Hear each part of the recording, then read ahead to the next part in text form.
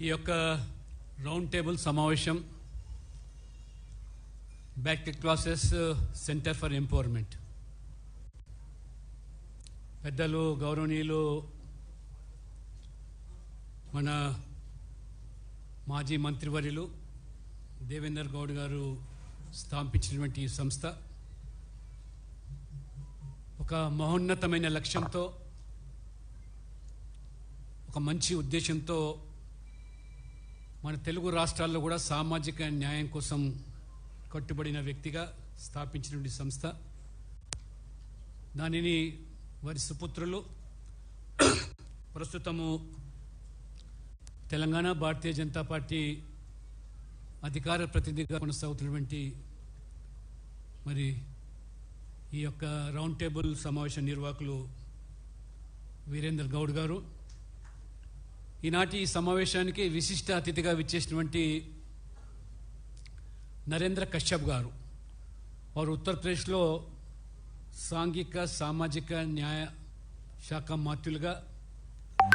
వారు నాతో పాటు ఓబీసీ మోర్చాలో ఉత్తరప్రదేశ్ రాష్ట్ర అధ్యక్షునిగా వారు పనిచేస్తూ ఉన్నారు. గత 4 సంవత్సరాలుగా మేము ఓబీసీ మోర్చాను జాతీయ స్థాయిలో ఒక ప్రత్యేకమైనటువంటి గుర్తింపు తీసుకొచ్చే విధంగా వారు విశేషమైన కృషి. ప్రధానమంత్రి నరేంద్ర మోడీ గారికి మా కమిటీ అంతా కూడా అనేక సందర్భాల్లో కులగణన విషయంలో కానివ్వండి, లేదా రిజర్వేషన్లో జరుగుతున్నటువంటి మరి తప్పిదాల వల్ల ఎప్పటికప్పుడు కూడా ప్రధానమంత్రి దృష్టికి తీసుకురావడం, వారు ఉంటేనే సానుకూలంగా స్పందించడము. మరి ఈరోజు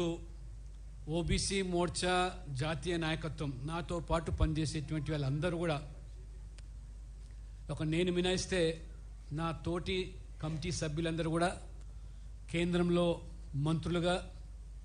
వివిధ రాష్ట్రాల్లో ముఖ్యమంత్రులుగా, అనేక రాష్ట్రాల్లో కూడా మంత్రులుగా కొనసాగుతున్నారు. అంటే మోదీ గారు ప్రధానమంత్రి అయిన తర్వాత ఓబీసీ నాయకులు పార్టీ పరంగా గుర్తింపే కాకుండా ప్రభుత్వంలో కూడా భాగస్వాములు చేస్తూ ప్రత్యేకమైనటువంటి వారు మరి ఈ యొక్క గౌరవాన్ని కల్పిస్తున్నటువంటి పరిస్థితుల్లో గత 4 రోజులుగా నేను కశ్యప్ గారు ఉత్తరప్రదేశ్లో, లక్నోలో, గజియాబాద్లో, ఇంకా అనేక ప్రాంతాల్లో ప్రధానమంత్రి నరేంద్ర మోడీ గారు తీసుకున్నటువంటి ఈ యొక్క జనగణనలో కులగణన అంశాన్ని ప్రజలకు చైతన్యపరుస్తూ నిన్నటి వరకు కూడా మరి గజియాబాద్లో కూడా పెద్ద ఎత్తున భారీ సభ జరిగింది. ఈ యొక్క కొనసాగింపులో భాగంగా మన రాష్ట్రంలో కూడా అనేక సంస్థలు బీసీ వాదంతో ఉన్నటువంటి వ్యక్తులు కూడా ముందుకు రావడం చాలా శుభపరిణంగా భావిస్తూ, ఇది ఇంకా దీని అమలు పగడ్బందీగా జరిగేదానికి, శాస్త్రీయ పద్ధతిలో ప్రభుత్వం చేపట్టేదానికి అన్ని సంఘాలు చేయూతనిచ్చేదానికి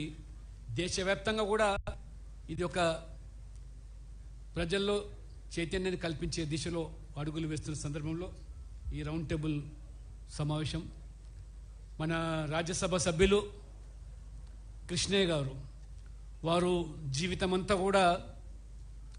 బీసీల హక్కుల కోసం, అధికారుల కోసం వారు పోరాటం చేస్తూ, వారు మేము కూడా ప్రధానమంత్రి గారిని అనేక సందర్భాల్లో కలిసినప్పుడు వారు చాలా స్పష్టంగా ప్రధానమంత్రి మోదీ గారు కృష్ణయ్య గారితో కూడా వారు వ్యక్తం చేసేవారు. బలమైనటువంటి వాదన ఉద్యమం ప్రజల నుంచి వస్తే కానీ మేము ప్రభుత్వ పరంగా నిర్ణయాలు కొన్ని చేయలేము. మనసులో చేయాలని తలంపు ఉన్నప్పటికీ కూడా ప్రజాస్వామ్యంలో ప్రజలు ఆ అభిప్రాయాలు వ్యక్తం చేసే దిశలో ముందుకు వస్తే కానీ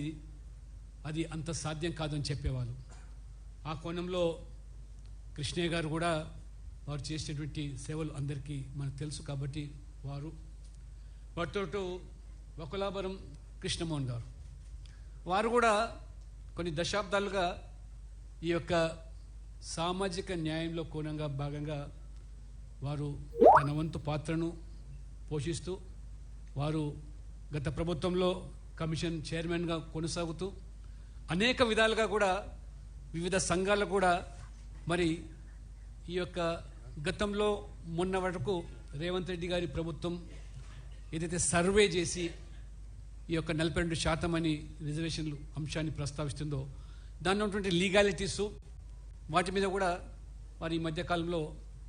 చర్చకు పెడుతూ ప్రభుత్వానికి పలు సూచనలు ఇస్తూ వారు కూడా తన వంతు మరి కార్యక్రమాన్ని నిర్వహిస్తూ ఉన్నారు. అదే రకంగా ఎంబీసీ చైర్మన్గా శ్రీనివాస్ గారు, ఆంధ్రప్రదేశ్ బీసీ సంక్షేమ సంఘం అధ్యక్షులుగా మరి వెంకటేశ్వరరావు గారు, దాంతోపాటు మరి మధ్యప్రదేశ్లో వారు మన తెలంగాణ వాసి అయినప్పటికీ కూడా వారు ఒక ప్రిన్సిపల్ సెక్రటరీగా పనిచేస్తున్నటువంటి నరేర్ గారు ఐఏఎస్, వారితో పాటు నారాయణ గౌడ్ గారు అనేక దశాబ్దాలుగా వారు ఒకే సిద్ధాంతంతో ఈ యొక్క ఆర్థికంగా రాణించాలని చెప్పి తలపోస్తూ వారు ఒక ఫ్రంట్ కూడా ఏర్పాటు చేసి మరి ఒక చిన్న రాజకీయ పార్టీ కూడా స్థాపించి మరి నా సిద్ధాంత వ్యాప్తి కోసం సుదీర్ఘకాలంగా పనిచేసినటువంటి నారాయణ గౌడ్ గారు, సిఎల్ఎన్ గాంధీ గారు మనందరికీ సుపరిచితులు. చాలామంది బహుశా చాలా అత్యంత వెనుకబడ్డ సామాజిక వర్గానికి సంబంధించిన వ్యక్తి, మరి వారు ఉన్నత పదవులు, వారు ఉమ్మడి ఆంధ్రప్రదేశ్లో ట్రాన్స్పోర్ట్ కమిషనర్గా పనిచేస్తూ ఆనాడు అధికారంలో మంత్రులు అనేక అవమానాలకు గురైనప్పటికీ కూడా వారు నమ్మిన సిద్ధాంతంతో రాజీ పడకుండా వారు కూడా తన దైన శైలిలో రిటైర్ అయిన తర్వాత ప్రాక్టీస్ చేస్తూ అనేక విధాలుగా కూడా మరి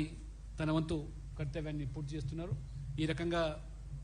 ఓబీసీ మోర్చా రాష్ట్ర అధ్యక్షులు ఆనంద్ గౌడ్ గారు, మిగతా వివిధ సంఘాల అధ్యక్షులు నాయకులు కూడా పెద్ద ఎత్తున రావడం జరిగింది. చాలా శుభ పరిణామం. తెలంగాణలో అందరినీ ఆలోచింపజేస్తున్నటువంటి అంశం కాబట్టి మొదటగా వీరేంద్ర గౌడ్ గారు ప్రస్తావించినట్టుగా దేశవ్యాప్తంగా కూడా ఏదైతే ఇవాళ పాకిస్తాన్ యొక్క వక్రబుద్ధితోని మన భారతదేశం మీద ముఖ్యంగా మోదీ గారు ప్రధానమంత్రి అయిన తర్వాత ఒక అత్యంత వెనుకబడ్డ సామాజిక వర్గానికి సంబంధించిన వ్యక్తి ఈ దేశాన్ని ప్రపంచంలోనే మరి ఒక గొప్ప ఆర్థిక దేశంగా తీర్చిదిద్దుతూ అభివృద్ధికి అజెండాతో పనిచేస్తున్న సందర్భంలో కన్నుగుట్టి ఈ పాకిస్తాన్ ప్రేరేపితమైనటువంటి ఉగ్రవాదాన్ని పెంచి పోషిస్తూ మన మీదకి ఏదైతే ఉసికొల్పుతూ మన ఆర్థిక మూలాలను దెబ్బతీయడానికి అయితే ప్రయత్నం చేస్తున్నారో దానికి ధీటుగా ఇవాళ మన వీర సైనికులు, జవానులు, త్రివిధ దళాలు ఏ ఒక్క మహిళలనైతే ఆ రోజు వారి యొక్క మరి సింధూరాన్ని మరి తొలగించి హత్యలు చేశారో వారికి ధీటైన జవాబుగా ఆపరేషన్ సింధూర్ పేరు మీద కూడా ఏ రకంగా మన జవాన్లు తిప్పికొడుతున్నారు. వారికి నరేంద్ర మోడీ గారు పూర్తి స్వేచ్ఛనిచ్చి ఆ రకంగా మరి